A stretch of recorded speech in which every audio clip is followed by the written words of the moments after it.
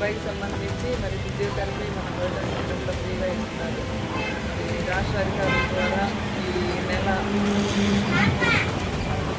10వ తారీఖు జూన్ 10వ తారీఖు వరకు జరుగుతున్న డ్రైవ్లో ఇప్పుడు మనం దాదాపుగా 199 మంది పిల్లల్ని మనం కొత్తగా ఐడెంటిఫై చేస్తున్నాము.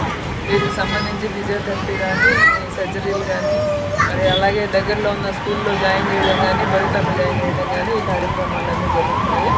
కొత్తగా ఈ సంవత్సరం మనకి బాపట్ల జిల్లాలో ఆటిజం సెంటర్లు 4 శాంక్షన్ అవ్వడం జరిగింది. ఈ ఆటిజం సెంటర్కి సంబంధించి ఒకటి రేపల్లె, బాపట్ల, చీరాల, అలాగే కుర్సుపాడు మండలంలో కూడా ఏర్పాటు చేయడం జరుగుతుంది.